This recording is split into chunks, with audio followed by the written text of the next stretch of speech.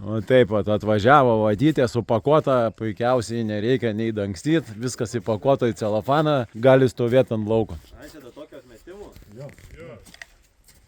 Kas geriau, putos ar vata?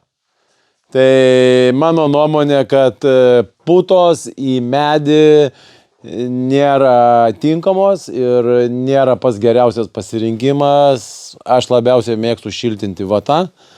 Ir rokvulas labai gerai tinka karkasiniam namui, dėl ko nepasitikiu putom, tai ekologija.